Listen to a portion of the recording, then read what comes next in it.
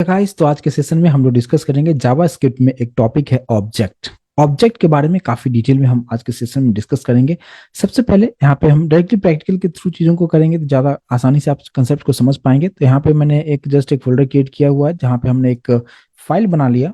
index.js extension हम रखेंगे और यहाँ पे आते हुए स्क्रीन को थोड़ा सा फुल स्क्रीन पे ले लेते हैं और यहाँ से हम चीजों को समझेंगे ऑब्जेक्ट क्या होता है।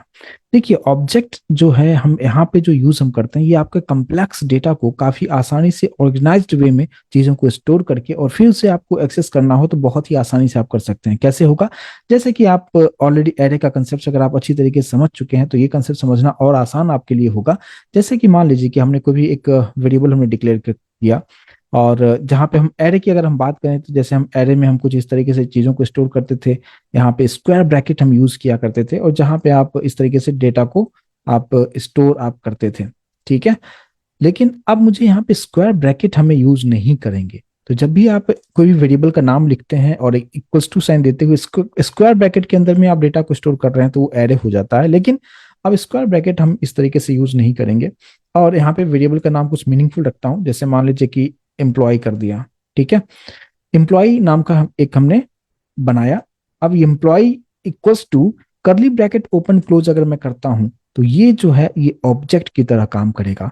और ऑब्जेक्ट में यहाँ पे जो कंसेप्ट आता है कि हम डेटा को जो स्टोर हम करते हैं वो की एंड वैल्यू पेयर में होता है। जैसे कि हमने यहाँ पे क्या लिख दिया, की लिखा। ठीक है, इसके बाद फिर हम इस तरफ जो लिखेंगे उसका वैल्यू हम लिखेंगे। लेकिन एरे में कैसे स्टोर होता था, जैसे हमने अभी आपको बताया कि एरे में जो हम डेटा स्टोर कर रहे थे, जैसे मान लीजिए हमने कांस्टेंट ARR1 एक वेरिएबल बनाया और हमने यहाँ पे कुछ डेटा मैंने अगर इस तरीके से देता हूँ तो ये डेटा यहाँ पे स्टोर इंटरनली कैसे होता है कि जो 10 है उसका इंडेक्सिंग 0 है, यानी 0 इंडेक्स पे हमने 10 को स्टोर किया है। यहाँ पे 1 इंडेक्स पे 20 को स्टोर किया है। तो यहाँ पे इंडेक्स वाइज चीजें स्टोर अगर हो रहा है तो वो एरे है।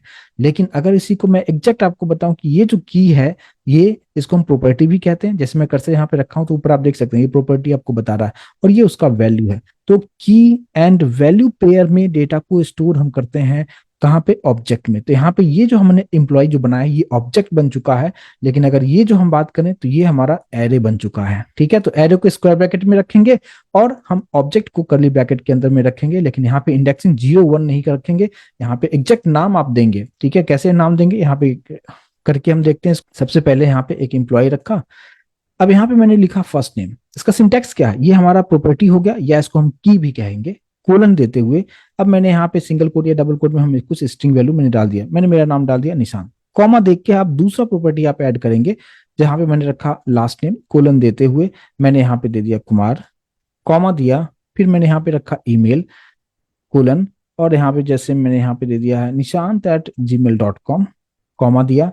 इसके बाद अभी फिलहाल इतना हम रख के देखते हैं। ठीक है, अगर इस तरीके से अगर आप डेटा को स्टोर कर रहे हैं तो ये हमारा ऑब्जेक्ट की तरह काम करेगा।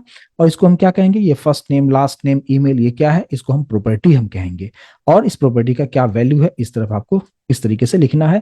एक प्रॉपर्टी लिखने के बाद बीच में कॉमा आपको देना है, कॉमा से सेपरेशन करते हुए दूसरा प्रॉपर्टी फिर तीसरा प्रॉपर्टी आप इस तरीके से डाल सकते हैं।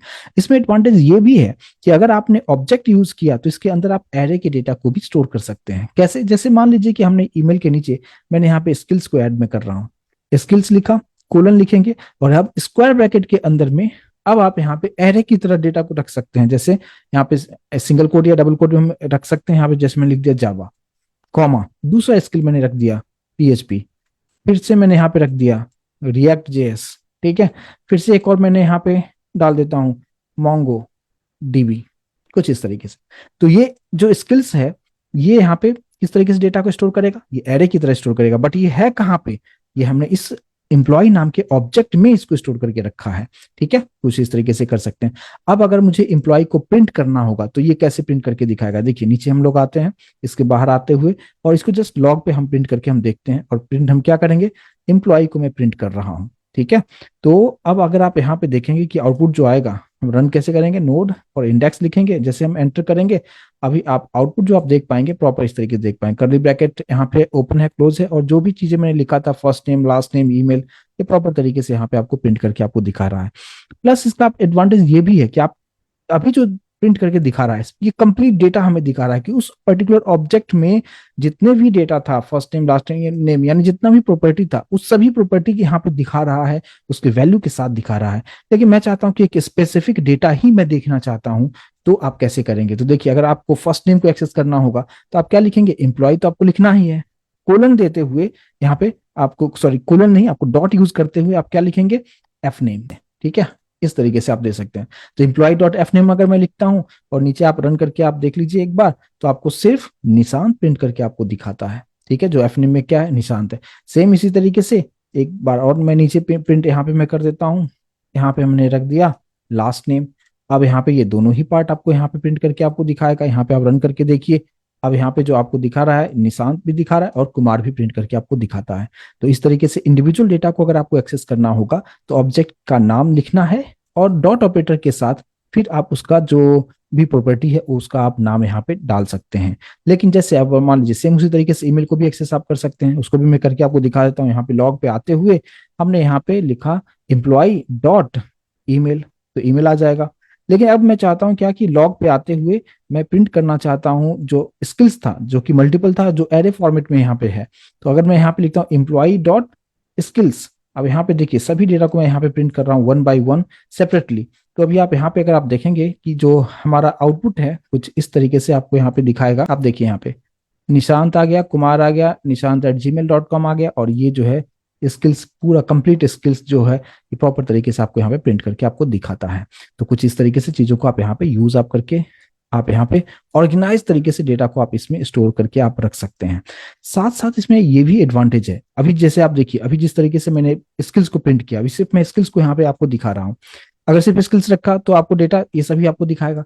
लेकिन अब यहाँ पे एरे फॉर्मेट में अगर डेटा है तो आप क्या कीजिएगा, यहाँ पे आपको सिर्फ जावा को ही फेच करना है। जैसे स्किल्स में फर्स्ट जो हमने रखा हुआ है जावा जावा रखा हुआ है, तो एरे में इंडेक्सिंग 0 से स्टार्ट हम करते हैं। तो यहाँ पे स्किल्स लिखने के बाद आप यहाँ पे स्क्वायर ब्रैकेट में आप 0 रख दीजिए, तो ये क्या बताएगा कि 0 पोजीशन पे कौन सा डेटा है, तो जो कि है जावा है, उसको यह फेच करके आपको दिखाएगा। यहाँ पे जैसे हम रन करते हैं, अभी आप देखिए यहाँ पे सिर्फ आपको जावा दिखा रहा है। सेम उसी तरीके से अगर मैंने यहाँ पे 1 कर दिया तो 1 पोजीशन पे कौन सा है डेटा? पीएचपी है, तो यहाँ पे आपको पीएचपी का डेटा आपको यहाँ पे दिखा देगा। आप जैसे हम रन करते हैं यहाँ पे आप पीएचपी यहाँ पे आप देख पाएंगे। तो इस तरीके से यहाँ पे इस कंसेप्ट को मैं उम्मीद करूंगा कि इसको समझ पाए होंगे। ठीक है, एक और एडवांटेज है, और वो सबसे इंपॉर्टेंट एडवांटेज ये है कि आप ऑब्जेक्ट के अंदर आप फंक्शन को भी रख सकते हैं। कैसे हम फंक्शन को रखेंगे? देखिए यहाँ पे जैसे मान लीजिए कि मैंने एक सैलरी रखा, ठीक है, कोलन देते हुए मैं कोई वैल्यू नहीं दे रहा हूं, मैं चाहता हूं कि यहाँ पे फंक्शन हम बनाए, तो यहाँ पे जस्ट फंक्शन कीवर्ड आप डाल दीजिए। ठीक है, सैलरी कोलन फंक्शन, फंक्शन का जो राउंड ब्रैकेट होता है वो आपको देना है इस तरीके से, फिर कर्ली ब्रैकेट ओपन क्लोज कर दीजिए। अब यहाँ पे जो है आपको यहाँ पे एरर क्यों दिखा रहा है? क्योंकि इससे पहले वाले में हमने कॉमा नहीं रखा है। तो इस बात पे ध्यान दीजिएगा कि एक प्रॉपर्टी को दूसरे प्रॉपर्टी के बीच में हमें कॉमा से सेपरेट जरूर करना चाहिए। तो यहाँ पे कॉमा दिया, ये एरर यहाँ से निकल चुका है। अब यहाँ पे ये जो है सैलरी नाम का एक फंक्शन यहाँ पे बन चुका है, जो कि मैं चाहता हूं कि अगर ये फंक्शन कॉल हो तो ये कुछ रिटर्न करे। जैसे कि मैंने यहाँ पे लिख दिया मैंने 85,000, ठीक है, कि अगर फंक्शन को कॉल करते हो तो ये 85,000 ये रिटर्न करेगा। अब इसको कॉल कैसे करेंगे? कॉल फंक्शन हो या प्रॉपर्टी हो, आपको ऑब्जेक्ट का नाम तो लिखना है। तो ऑब्जेक्ट का नाम तो मैंने एम्प्लॉय लिख दिया है, कोलन यहाँ पे आपको देते हुए क्या करना है, डॉट यूज करते हुए, और हमारे पास जो फंक्शन है वो सैलरी है। लेकिन सैलरी को हम कैसे लिखते हैं? राउंड ब्रैकेट में देते हैं। तो यहाँ पे आप राउंड ब्रैकेट आप यहाँ पे डाल दीजिए, और इसके बाद फिर आप रन करके देखिए। यहाँ पे थोड़ा सा स्क्रीन को मैं थोड़ा सा क्लियर कर देता हूँ ताकि आप अच्छी तरीके से उसको देख पाएंगे। और अब आप देखिए यहाँ पे इसको रन करके देखते हैं। यहाँ पे देखिए ये 85,000 रिटर्न कर रहा है। तो कुछ इस तरीके से आप यहाँ पे फंक्शन भी आप बना सकते हैं, जिस तरीके से मैंने यहाँ पे बनाया, और इस तरीके से कितना भी फंक्शन आप बना सकते हैं। जैसे कि मान लीजिए एक फंक्शन हमने बनाया, यहाँ पे कॉमा दे दिया, अब ये दूसरा प्रॉपर्टी हम ऐड कर रहे हैं, तो दूसरा जो है यहाँ पे फंक्शन में ऐड कर रहा हूँ। सपोज मैंने एक दे दिया फुल नेम नाम का एक फंक्शन बनाना चाहता हूँ। फुल नेम लिखा, कोलन देना है, और यहाँ पे आप फंक्शन लिखेंगे, राउंड ब्रैकेट आपको देना है, फिर कर्ली ब्रैकेट ओपन क्लोज करना है। अब ये क्या रिटर्न करेगा? तो मैं यहाँ पे रिटर्न करवाना चाह रहा हूँ, क्या रिटर्न कर दिया कि यहाँ पे हमारे पास ऊपर जो हमने जो दो प्रॉपर्टीज यूज किया था, first name and last name, इस दोनों को हम कॉन्केट करके प्रिंट करवाना चाहते हैं। तो हम यहाँ पे रिटर्न हम क्या करेंगे, हम लिखेंगे यहाँ पे फर्स्ट नेम कॉन्केट करते हुए थोड़ा सा बीच में स्पेस के लिए कॉन्केट कर दिया, और फिर हम यहाँ पे लिख दिया लास्ट नेम। तो देखिए यहाँ पे क्या एक कंसेप्ट आता है, यहाँ पे एक आता है दिस के थ्रू ही आप इसको एक्सेस कर सकते हैं। फिलहाल मैं दिस में नहीं यूज करना चाह रहा हूँ, और पहले उसको आपको दिखाऊं कि एरर किस तरीके से दिखाता है। अगर आप सिर्फ इस तरीके से आप एक्सेस कर रहे हैं कि F name and L name, और अब इस फुल नेम को आप फंक्शन जो हमने बनाया उसको आप कॉल कीजिए। कॉल हम कैसे करेंगे, जैसे एम्प्लॉय सैलरी को कॉल किया था उसी तरीके से आप क्या करेंगे, फुल नेम और ये राउंड ब्रैकेट जरूर दीजिएगा क्योंकि फंक्शन को इंडिकेट करता है। अब अगर आप इसको आप कॉल करेंगे तो यहाँ पे आपको एक एरर आपको देखने को मिलेगा। जैसे हमने यहाँ पे एंटर किया है, अभी आप देखिए ये क्या बता रहा है एरर, यहाँ पे देखिए F name is not defined. ठीक है, तो ये क्यों दिखा रहा है F name is not defined, क्योंकि अभी जो मैं एफ नेम और एल नेम का जो यूज कर रहा हूं मैं इस फंक्शन के अंदर यूज कर रहा हूं, इस बात पे ध्यान दीजिएगा। लेकिन एफ नेम और एल नेम किसके अंदर है, इस एम्प्लॉय ऑब्जेक्ट के अंदर में है, तो ये उसको कनेक्ट नहीं कर पा रहा है। तो इसको कनेक्ट करने के लिए हमें यहाँ पे कीवर्ड यूज करना होता है जिसको कहते हैं दिस डॉट। अगर दिस लगा दिया तो ये समझ में आता है कि हाँ उसी ऑब्जेक्ट का है, और दिस इंडिकेट करता है कि इस एम्प्लॉय ऑब्जेक्ट का ही ये हमारे पास जो दो प्रॉपर्टी है वो है। जैसे आप दिस लगाएंगे तो उस ऑब्जेक्ट के साथ ये कनेक्ट हो जाएगा। और फिर अगर आप इस फंक्शन को अगर आप कॉल करते हैं, ये जो भी एरर है इसको आप यहाँ पे स्क्रीन को थोड़ा सा क्लियर करते हैं, जिसको हम अब फिर से हम इसको रन करते हैं। अब आप देखिए निशांत कुमार ये रिटर्न कर रहा है, क्योंकि हमने जो यहाँ पे हमने क्या रखा है, फुल नेम फंक्शन को कॉल किया। तो फुल नेम फंक्शन जैसे यहाँ पे कॉल हो रहा है तो वो क्या रिटर्न कर रहा है, एफ नेम और एल नेम, और दिस इंडिकेट करता है कि वो हमारे उसी ऑब्जेक्ट का ये प्रॉपर्टी है। और इस तरीके से इसको यहाँ पे आप रिटर्न आप कर सकते हैं। तो ऑब्जेक्ट के अंदर में आप नॉर्मल वेरिएबल तो रख ही सकते हो आप, जिसको हमने प्रॉपर्टी कहा, प्लस आप इसमें फंक्शन भी आप बना सकते हो। लेकिन किसी फंक्शन के अंदर किसी भी प्रॉपर्टी को अगर आप एक्सेस कर रहे हो तो वहां पे दिस कीवर्ड आपको कंपलसरी तौर पे लगाना ही है। नेक्स्ट पार्ट पर आते हैं कि ऑब्जेक्ट को हम नेस्टेड भी कर सकते हैं, कि एक ऑब्जेक्ट के अंदर हम दूसरे ऑब्जेक्ट को भी हम स्टोर करके रख सकते हैं। फॉर एग्जाम्पल, जैसे कि मान लीजिए कि अभी हमने first name, last name, email और स्किल्स रखा है।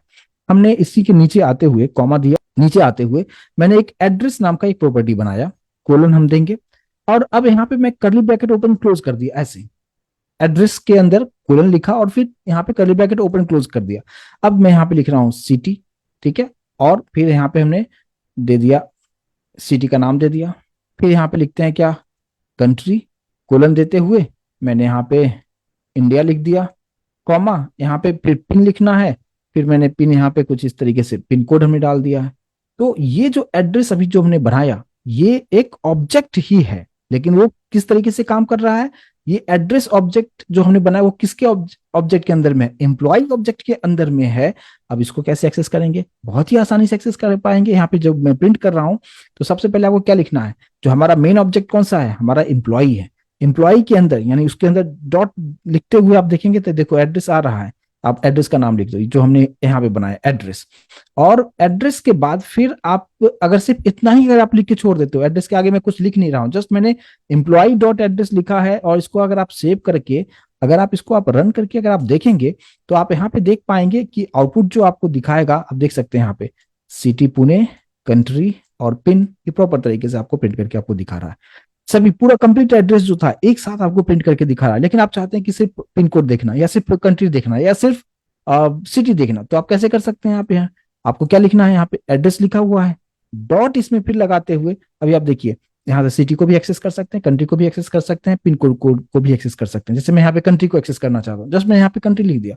अब इसको आप सेव कीजिए, और सेव करने के बाद अब अगर आप यहाँ पे रन करेंगे तो ये जो होगा सिर्फ और सिर्फ आपको कंट्री जो है उसी को रिटर्न करेगा, जो कि यहाँ पे इंडिया रिटर्न करके आपको दिखा रहा है।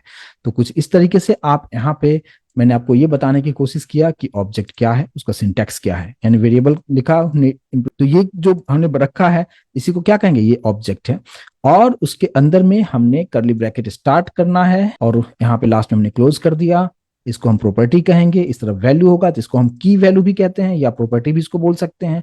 तो एक ऑब्जेक्ट के अंदर में हम प्रॉपर्टी स्टोर कर सकते हैं जो कि वेरिएबल्स की तरह काम करेगा, प्लस इसमें फंक्शंस को भी हम रख सकते हैं जिसको हम मेथड भी, साथ ही साथ आप ऑब्जेक्ट के अंदर ऑब्जेक्ट को भी स्टोर करके आप रख सकते हो। प्लस हमने यहाँ पे ये देखा कि लाइन नंबर 5 में हमने एरे को भी स्टोर करके हमने इसके अंदर में रखा है, और इसको एक्सेस करने का तरीका मैंने आपको बताया, और दिस कीवर्ड का क्या यूज है उसको भी मैंने यहाँ पे समझाने की कोशिश किया है। तो जावा स्क्रिप्ट में ऑब्जेक्ट का कंसेप्ट क्या है वो मैंने आपको बताया, और ये सब आने वाले सेशन में अब जब आप रिएक्ट सीखेंगे, जब एक्सप्रेस जेएस सीखेंगे तो वहां पे ये सब बहुत ही फ्रीक्वेंटली यूज होगा।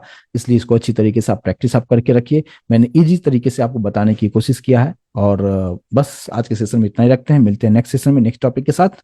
Thank you so much guys.